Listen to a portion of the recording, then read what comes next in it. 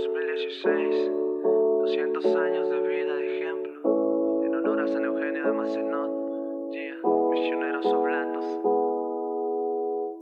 Caminando por el mundo sin parar, dejándolo todo por todo para amar, con obediencia, servicio y misión. En 1816 todo empezó.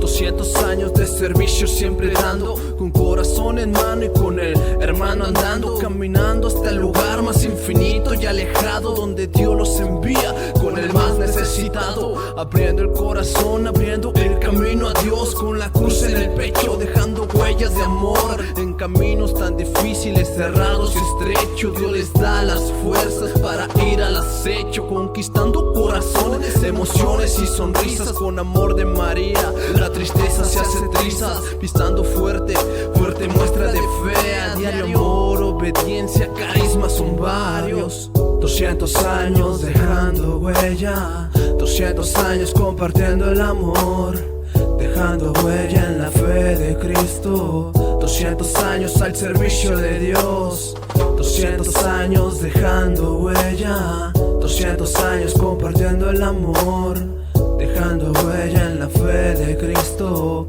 200 años al servicio de Dios, llegando a los jóvenes, adultos y necesitados, llevando el rostro de Jesús a sus hijos amados. 200 años en familia y equipo, yendo de lugar en lugar, misión de todo tipo, obedientes al amor que María Madre nos da, fuerza, humildad, carisma para ayudar, misioneros oblatos dejando huella. Van 200 años de hermandad, enseñando a amar, con mártires oblatos el amor fue ejemplo, que amar a Dios es dejarlo todo en alma y en cuerpo, tal como Jesús nos enseñó en su momento. 200 años de historia de un gran amor inmenso, dejando huella por el mundo, predicando amor, amor a María, a la iglesia, amor a Dios, amor al prójimo, al necesitado, con corazón. 200 años, ejemplo de San Eugenio de Macenot.